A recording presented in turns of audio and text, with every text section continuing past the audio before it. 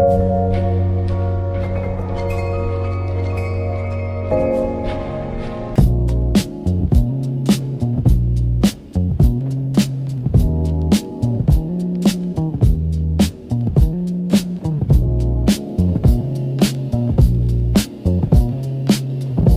about Meghan. I don't know where you are on Meghan. Let me think.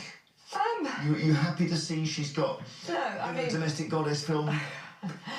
I mean, I'm not a fan of really anything like this, or but if people want to buy it, that's up to them, isn't it? I mean, I'm quite old-fashioned. I don't believe royalty should be commercialised and acting in this way. But if they're making their own money, if they're not taking money from taxpayers, then so be it. Well, whether she's royalty or not, I don't know. I haven't really worked out. But let's have a look at the trailer. Yeah. I love the holiday season. People feel a little bit more sane. She's trolling us, isn't she? Oh my gosh. No, I mean, I find it isn't it? What's going on? I don't get it. What's that? Who's that for? Herself. I mean, yeah, not for me. I definitely not. For you, okay. But I just think this. I don't know, this obsession with her. I mean, like you say, everything this is her job. Is through the prism of newspapers that hate exactly. her. And I'm very wary of like that thing of she's awful, but I think it's cringeworthy. Exactly. That isn't helpful. Cringe. I don't know. I mean, I think there's maybe people that are really into Christmas cooking or something, and but hang that on, might be into that show. If you're really rich, this is the sort of Christmas you can have. You can't do everyone can have this Christmas because we've just done cost of living. We can't. No, exactly. That's not I know. It's another world though, isn't it? And like sometimes people watch these shows because it is another world and it's escapism. But yeah, like you say, whenever I see anything about Meghan, I'm like, oh, here we go. It's just the same, like it brings it's out like criticism and what have you. But there's loads of women like her that aren't my cup of tea. But we seem to just overly obsess about this couple in a way that's unhealthy for us as a country. The latest Daily Mail smear against Meghan Markle is not journalism, it is not reporting, and it is certainly not rooted in any kind of logic. What they published is yet another performance, another ritualistic attempt to manufacture outrage over a woman who simply exists outside their control. The obsession has become so predictable that you can practically hear the editorial meeting. "Good morning, team," Meghan breathed yesterday. "How do we turn that into a scandal?" And like clockwork, the new headline was born, accusing Meghan of copying Pamela Anderson because she chose to appear barefaced on the cover of Harper's Bazaar. That's right. In 2025, the Daily Mail is trying to convince grown adults that a bare face is plagiarism. Let that sink in. This is what happens when a media machine runs on desperation, not accuracy. Before we even touch the absurdity of the comparison, we must acknowledge something fundamental. Meghan's Harper's Bazaar cover was themed around authenticity. Her message in that feature was about rejecting perfection, releasing judgment, healing, embracing womanhood, and showing up in a world that constantly expects her to shrink. It was about stripping away the performance society imposes on women, especially on black and biracial women, and showing her real self. But instead of discussing her words, her evolution, her motherhood, or her advocacy, the Daily Mail bulldozed past all substance and went straight into manufacturing drama. They didn't care what the article said. They cared only about forcing a narrative that paints Meghan as manipulative, unoriginal, and attention-seeking. Because that is the character they built for her, and they refuse to let it go. And so they dragged Pamela Anderson into the conversation, a woman who has never accused Meghan of copying her and who actually supports women living authentically. The tabloids pulled Pamela's name into the story solely to spark rivalry, cliques, and confusion. They know that if they can twist Meghan's choices into an imitation narrative, they can cheapen her identity. But authenticity is not something you can copy.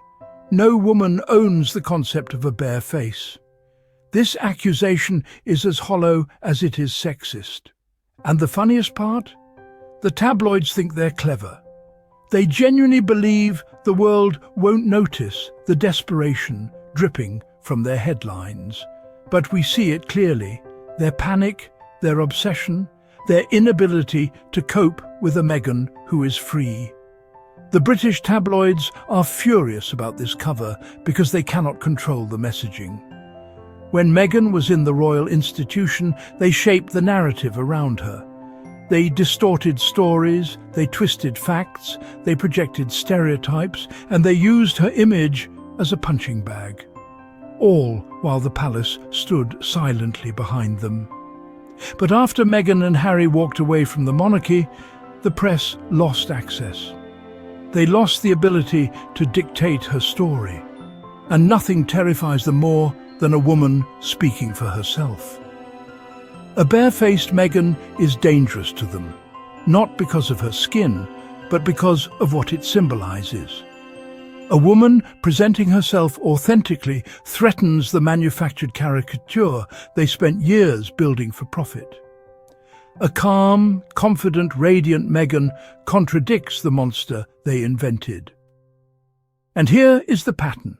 The tabloids never attack Meghan directly. They always drag in another woman to weaponize comparison. Meghan versus Kate, Meghan versus Diana, Meghan versus Hollywood actresses, Meghan versus influencers she's never met, Meghan versus Pamela Anderson.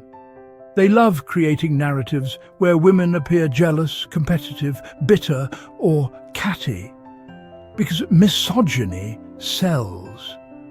The press thrives on the idea that women cannot coexist without rivalry. They want Meghan to be the villain, always reacting to someone else's choices. But notice how they never compare Prince Harry to other men. They never pit William against celebrities. They never frame male public figures as imitators or attention seekers. This smear tactic is targeted, intentional, and rooted in sexism. The cooking show accusation is another example of this absurdity. According to the tabloids, Meghan's show with love is a copy of Pamela Anderson's Cooking with Love. The logic? Both include the word love. That's like saying two songs are plagiarized because they both mention heart. It's that ridiculous. Netflix productions take years, entire teams, producers, writers, designers. Yet the tabloids want people to believe Meghan saw Pamela's show and immediately scrambled to replicate it. They don't care about timelines, facts, or credibility. They care only about shaping Meghan as unoriginal, as desperate, as someone who must seek validation through copying others. But Meghan has spent years producing original work, hosting groundbreaking podcasts, archiving royal stories, building charity foundations, and establishing the Archewell brand. Originality is not her problem. The tabloids' insecurity is. What the tabloids hate most is not the makeup. It's not the cooking show. It's not the magazine. It's not even the global recognition Meghan receives. What they truly fear is the freedom she embodies. Meghan represents a woman who escaped their narrative. She walked away from the royal machine with her dignity intact, created a peaceful life, and built an empire rooted in compassion, service, and intentional storytelling. She raises her children away from cameras. She chooses her projects. She sets boundaries. She defines herself, not through the monarchy, not through the tabloids, not through public opinion, but through her values. And a woman who is no longer seeking their approval is the ultimate threat.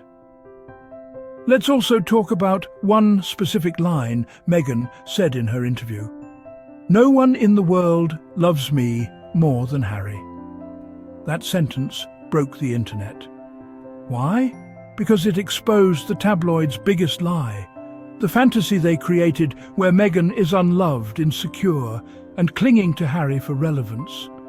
Instead, Meghan calmly revealed that her marriage is strong, protective, passionate, and grounded. The tabloids feed on broken families. They worship dysfunction. They rely on misery to sell stories. So when Meghan expresses joy, love and security, it destroys the foundation of their narrative. A woman who is deeply loved cannot be painted as desperate. A woman who is supported cannot be portrayed as manipulative. A woman in a healthy relationship cannot fit into their archetype of the troublesome duchess. And the press hates that. Here is the real plot twist of the entire smear campaign. Meghan didn't respond. She didn't clap back. She didn't acknowledge the accusations. She didn't even give the tabloids the satisfaction of a side eye. She simply posed for a cover and went home to her children. Her silence is the ultimate rejection of their relevance. Her peace is the ultimate humiliation for their chaos. Her authenticity is the ultimate destruction of their agenda. The truth, the one the tabloids can't stand, is simple. Meghan is not copying Pamela Anderson or any other woman. She's expressing her own identity. She's defining her own narrative. She's building her own empire. And she is thriving despite years of harassment designed to break her. Every time she rises, the tabloids are forced to confront their own failure. Every time she glows, they must watch helplessly. Every time she stands in her truth, their lies collapse. Because a woman who has stepped fully into her power is impossible to diminish. She is unstoppable, unshakable, and unbothered. And Meghan Markle, calm, confident, authentic, barefaced and glowing, is shining brighter than ever.